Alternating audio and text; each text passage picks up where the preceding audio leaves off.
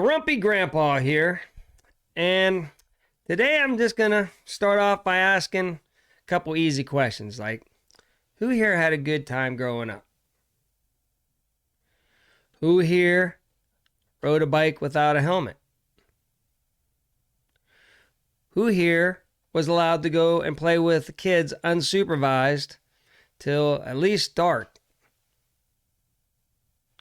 Who here used to ride around in the back of a truck? Who here had a whale of a good time? All right, that's what I'm trying to get here, people. Oh, was it always the safest thing? But wearing a bike helmet safer? Yeah. But odds are probably not gonna need it. Is riding in the back of a pickup truck, not strapped in, probably not as safe as being all buckled up into your shackles and everything. Yeah, it's probably not as safe. But the point is, it was fun, and it wasn't too dangerous. Odds are you were gonna be okay. Statistically wise, you're probably going to make it, and you're going to have a whale of a good time. That's where America has lost it. Back whenever they had prohibition, first everybody's got all this alcohol, and they're having a whale of a good time. And then the government said, look, it's not safe. For your safety, we ban alcohol. And you know what Americans used to do? They used to go out in the woods, and they used to make it with these big, huge barrels that it could explode. It was unsafe. They were forced out there. They were making it out there unsafe. But heck, you know what? They wanted their alcohol, and they could make some money off of it. So then they sold that alcohol, and to get it to where they wanted to go, they had moonshiners that ran it. These moonshiners, they wanted fast vehicles. So they hot rodded up, made their cars even less safe, that would go extremely fast for the day, and they would deliver it. Then there was some people that were willing to go out on a limb to open up a back easy bar so that, they could make some money too. And also, they wanted to have a, place for people to have fun. And the young kids, they loved it. Guys wanted to chase girls. Girls liked being chased by guys. It was fun. And there's no way that they were going to stop Americans from that fun. And even so much that they started racing those cars to see who had the fastest bootleg cars. Spurred off into a whole sport. But again, I'm trying to just let you know, people, that statistically it's safer to stay home.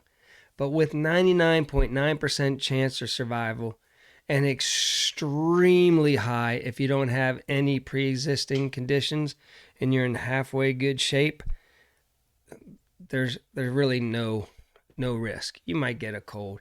You might feel bad for a couple days, just like you do with the cold or the flu. But statistically, you're going to be okay.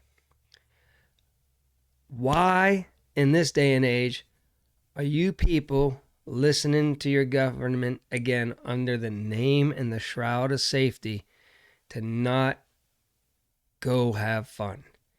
I mean, even 18-year-olds, whenever you got to be 18, your parents are like, oh, you shouldn't do that. I'm not going to let you do that. And they're like, I'm 18. I can do whatever I want. And they, even though it was stupid, they still went and did it. You know why? Because they were free. And they had half a gumshoe about themselves to just do what they wanted to do because they had the right and the freedom to do it. Was it the smartest thing to do? No. Is riding a bike without a helmet the smartest thing to do?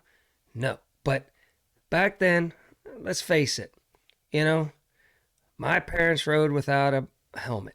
So they're figuring 99.99% of the kids without a helmet made it. So, and they suck. Helmets suck. Your head sweats, and you look like a dork. That's another story. If you want to wear one, by all means, wear a helmet. But now, they're telling us not to go to Thanksgiving. And I got people I know that are like, ooh, I'm so sad. I canceled Thanksgiving. Why? Why? If you're that sad about it, why'd you cancel it? Oh, because it might kill Grandma or Grandpa. Well, maybe Grandma and Grandpa shouldn't show up. Maybe you still should have Thanksgiving. Well, I'm old and I could die. Well, then you're a scaredy cat and you're just going to miss out on life. Yeah, your family might have it, but if they're not sick, chances are they probably don't have it. But anytime you step out of that door and go shopping or anything, and this mask thing, it doesn't stop viruses. People say, Mark, I'm a trained expert. I know these masks work. Bull. They were telling us at the beginning it didn't work. I'm telling you, it's a sign to show your loyalty to your government. That's all that mask is. And besides, I worked in an industry where people flew in from all over the United States. There was always one person that was super sick on that crew, usually. At least one. Guy's sweating, snot running down his face. He's like, don't get near me, Mark. I got a cold. And you're like, okay, I'm not going to shake your hand today. I'll stay back, and, you walk by him with a little bit of distance or something like that. And normally, that one guy got sick and maybe one or two other people in the crew got sick, but I was rarely sick, people. I was around people that was sick constantly. And who knows what all. It came from everywhere. And they all came in. And, the show went on, That person wasn't like, I'm sick, so I'm going to call off work. No, it's usually he was the only guy that could show up for that job for that day. And if he didn't show up, then maybe there's not graphics for the football game or something like that. But, he got there. Everybody knew the risks. Everybody knew he was sick. Everybody just kind of tried to do their due diligence to stay away from the guy. We had no masks. We just didn't get near him. And yeah, some of us got sick here and there. It happened, and we all just worked through it. No biggie, people. Well, if you take the statistical odds of this flu, I'll call it, it's ridiculous. It's like 99.9% survival rating. It's higher than that until you get up to about in the 70s. Then it's like 94% survival rate. That's still pretty darn good.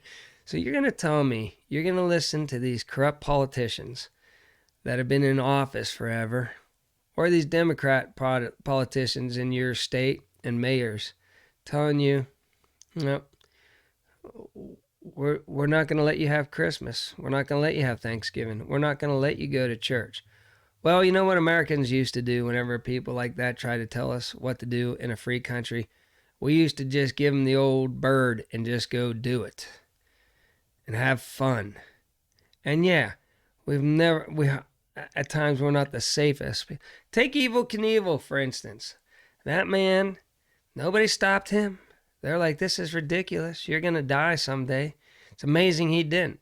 But it was his own right. He was like, you know what? I can make some money. If I drive this motorcycle down this ramp, a Harley Davidson, not a dirt bike with a suspension and everything, like no suspension. Guy just would go flying down there, hit a ramp. Odds are against him, always. And he wrecked most of the time, probably. Broke every bone in his body, I don't know. But at least he lived. That's what America was all about, man. That's why everybody loved Evel Knievel. The man didn't fear. Something was wrong with him up here. And he could just shut it all down. And even with bad odds, just go out and do it anyways. That's what America was all about, people. We need to get back to America. We need to open back up. We need to get this country back going again. We need to be Americans. We don't need to be scared and frail and worry about everything. We take our cautions when we can, but we get back out there and we get back after it. I'm getting tired of it, America. You need to get open. One phase, open. Well, like I say at the end of all my videos, one phase, open.